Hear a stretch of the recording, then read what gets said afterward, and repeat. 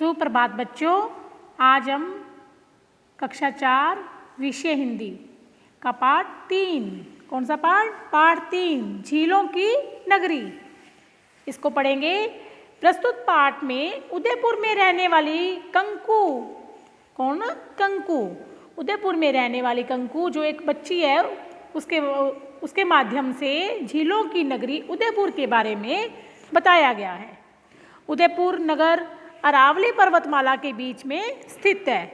यहाँ कई सारी झीलें और उद्यान हैं, अतः इसे राजस्थान का कश्मीर भी कहा जाता है। झीलों की नगरी वैसे किसे कहते हैं? कश्मीर को, है ना।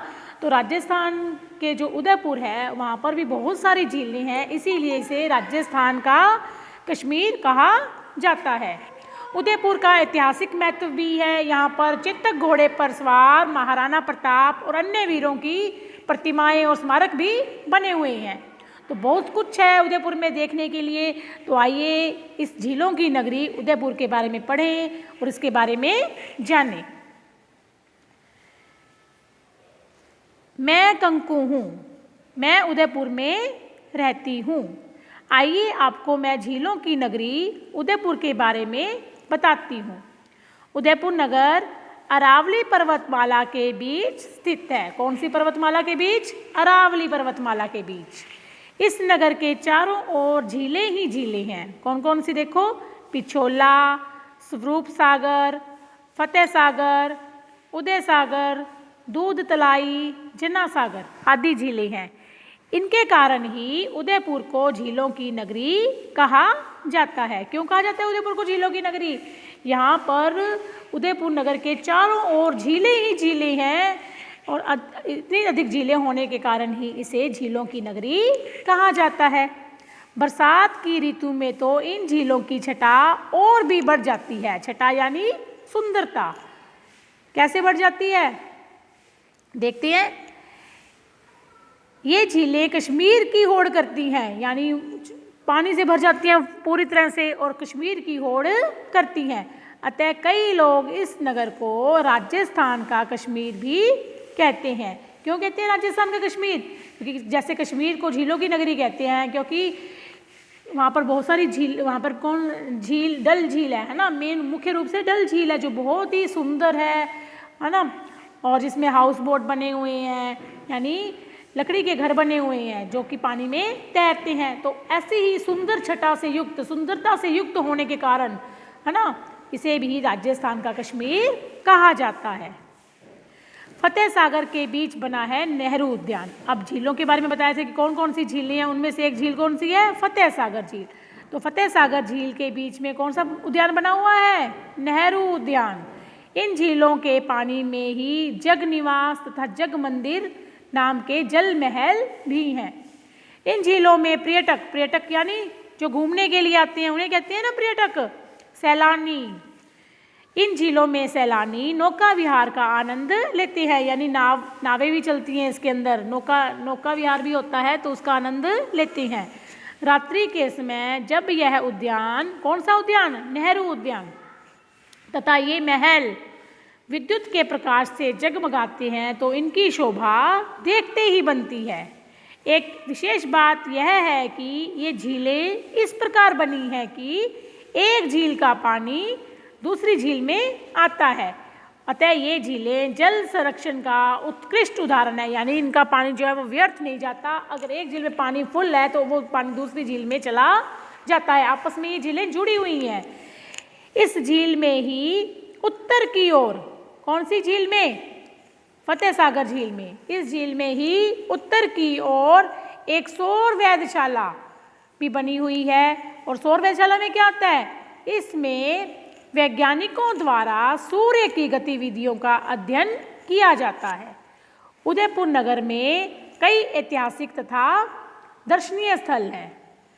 देखो, जो सौर वेधशाला है उसमें क्या किया जाता है? वैज्ञानिकों द्वारा सूर्य की गतिविधियों, सूर्य कैसे घूमता है, पृथ्वी के चक्कर कैसे काटता है, पृथ्वी कैसे चक्कर लगाती है, तो सूर्य की गतिविधियां, जो भी सूर्य की गतिविधि है उसका अध्ययन किया जाता है। यहाँ पर अनेक ऐतिहासिक और दर्शनीय स्थल हैं। कहाँ पर? उदयपुर में। पिछोला झील के किनारे महाराणा प्रताप के वंशजों का भव्य महल है। इसमें कांच का काम और चित्रकारी अद्वितीय है।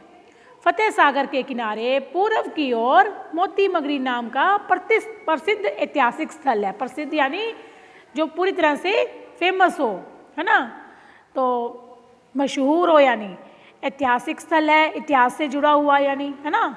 तो कहाँ पर? फतेह सागर के पूर्व की ओर कौन सा जगह है? मोती मगरी नाम का एक ऐतिहासिक स्थल है। और वहाँ पर क्या है? इस पर चेतक घोड़े पर सवार महाराणा प्रताप की विशाल प्रतिमा है। कहाँ पर है महाराणा प्रताप की विशाल प्रतिमा? मोती मगरी में चेतक घोड़े पर सवार महाराणा प्रताप की विशाल प्रतिमा मोती मगरी में है। उसी परिसर में, कौन से परिसर में? मोती मगरी में ही महाराणा प्रताप के सहयोगी हकीम खां सूरी, भामाशाह, भीलू राणा पुंजा, मन्ना, झाला आदि की प्रतिमाएं भी हैं। ध्वनि प्रकाश कार्यक्रम के माध्यम से यहाँ मेवाड़ की गौरव गाथा को दर्शाया जाता है। इससे पर्यटकों में राष्ट्र प्रेम की भावना का संचार होता है। जो भी दर्शक है, जो भी देखने आते हैं, उनमें राष्ट्र प्रेम की भावना का संचार होता है। और यहाँ दिन रात पर्यटकों का आना जाना लगा रहता है। तो किसके माध्यम से मेवाड़ की गौरव को दर्शाया जाता है? ध्वनि प्रकाश कार्यक्रम के माध्यम से। ध्वनि और प्रकाश कार्यक्रम होता है रात को, जिसके माध्यम से यहाँ पर मेवाड़ की गौरव गाथा को, मेवाड़ की जो गौरव है मेवाड़ का, उसकी जो कहानी है, उसको यहाँ पर दर्शाया जाता है। और क्या है? फतेह सागर के पास ही उत्तर में स्थित एक पहाड़ी पर निम्मज माता का मंदिर है। कहाँ पर? फतेह सागर के पास उत्तर में स्थित पहाड़ी पर। यहाँ प्रतिदिन श्रद्धालुओं का आना जाना लगा रहता है। यहाँ पर भी श्रद्धालुओं का तांता लगा रहता है, यानी कि श्रद्धालु हमेशा यहाँ पर होते ही हैं। इस पहाड़ी के पीछे ही प्रताप गौरव केंद्र है। कहाँ पर? फतेह सागर के उत्तर की ओर पहाड़ी है, उस पर नीमच माता का मंदिर है, और इसके पीछे, पहाड़ी के पीछे प्रताप गौरव केंद्र है। यहाँ पर महाराणा प्रताप की 57 फीट ऊंची प्रतिमा लगी हुई है। कितने फीट? 57 फीट।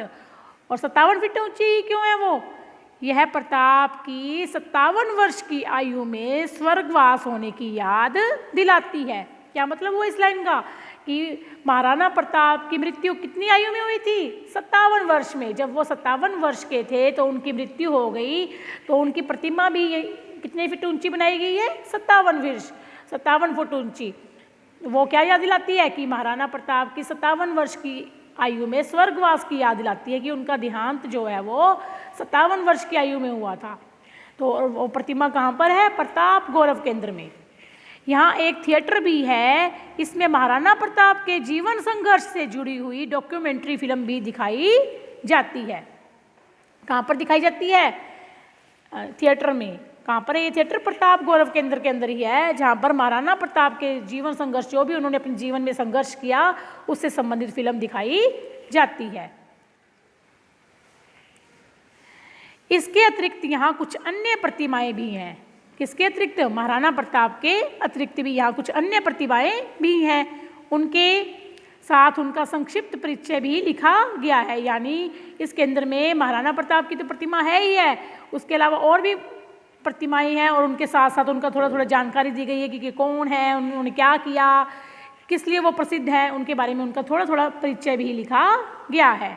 यह एक प्रेरणा स्थल है जहाँ विशाल भारत, गरिमामय राजस्थान तथा गौरवपूर्ण मेवाड़ का दिग्दर्शन होता है।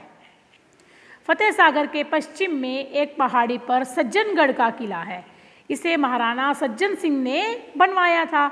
हाल ही में राजस्थान सरकार द्वारा इस वन्य क्षेत्र को अभयारण्य घोषित किया गया है। अभयारण्य यानी अभय प्लस अरण्य, जहाँ पर बिना डर का जो जंगल होता है, जहाँ पर पशु जो हैं वो बिना किसी डर के बेखौफ होकर घूम सकते हैं। ऐसा जंगल जहाँ पर पशुओं को किसी प्रकार का कोई भी भय नहीं होता।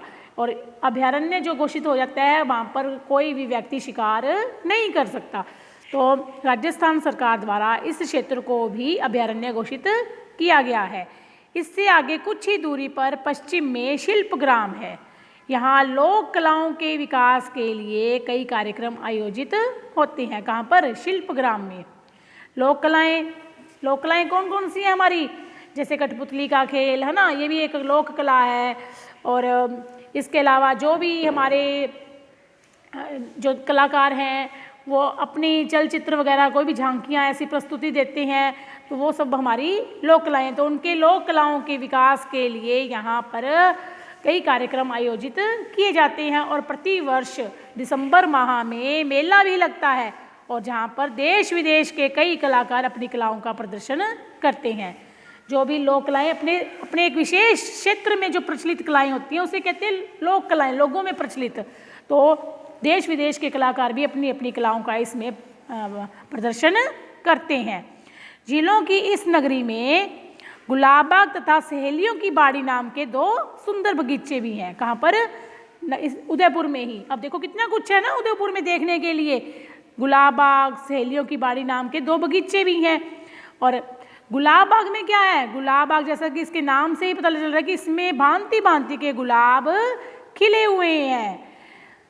इनकी भीनी महक से दर्शकों का दिल बाग बाग हो जाता है, यानी बहुत खुश हो जाता है। यहाँ एक चिड़ियाघर भी है, रंग बिरंगी चिड़ियों का चहकना सबको आनंदित कर देता है।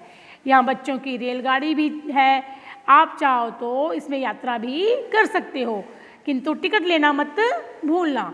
इसके अलावा यहाँ पहले भालू, शेर, चीते, बंदर आदि भी थे, यानी अब नहीं है, पहले थे।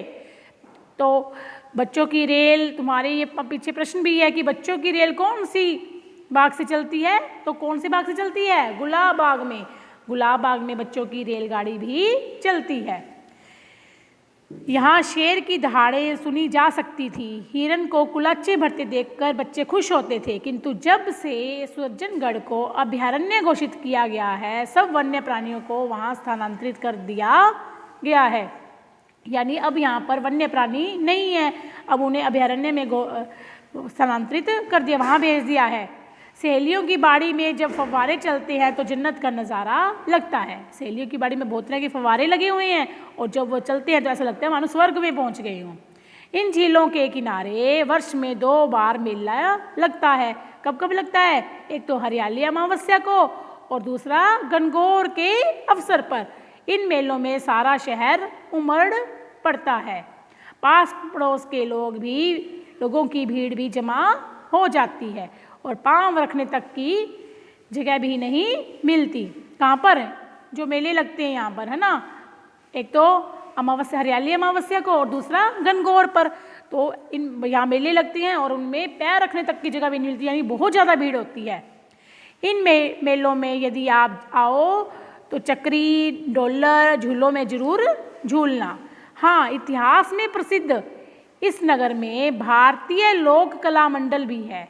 यहाँ भी लोक कलाओं के विकास पर योजनाएं बनाई जाती हैं। इस संस्था की देश विदेश तक अपनी अनूठी पहचान है। यहाँ कई प्रकार की कठपुतलियाँ हैं, उनका नाच तथा करतब देखकर सभी दर्शक आनंदित हो जाते हैं। अब आजकल कठपुतली का खेल हर जगह देखने को नहीं मिलता है ना बेटा, तो यहाँ पर कई प्रकार की कठपुतलियाँ हैं। कहाँ पर? उदयपुर में। तो आप जब भी उदयपुर जाएं तो भारतीय लोक कला मंडल में ज़रूर जाना और यहाँ पर आपको कठपुतलियों का नाच और करतब देखने को मिलेगा। ये सभी बातें इस झीलों की नगरी की सांस्कृतिक धरोहर हैं। संस्कृति से जुड़ी हुई जो धरोहर होती है उसे कहते हैं सांस्कृतिक धरोहर। यदि आप इन सब का आनंद लेना चाहते हो तो मेरा निवेदन है, पधारो हमारे देश की, आप हमारे देश में, हमारे राजस्थान में ज़रूर आएँ, क्योंकि हमारा राजस्थान है ही ऐसा अनूठा जिसमें ऐतिहासिक और बहुत सी ऐतिहासिक चीज़ें भरी पड़ी हैं और सारा का सारा इतिहास जो राजस्थान का है वो अपने आप में विचित्र है और सबको गौरवान्वित करता है। तो हम आप भी सबसे निवेदन कीजिए, क्योंकि हम तो अपने आप को वैसे ही भाग्यशाली मानते हैं कि हमारा जन्म कहाँ हुआ है? राजस्थान में हुआ है। तो ऐसे राजस्थान में हम दूसरों को भी कह सकते हैं कि पधारो हमारे देश।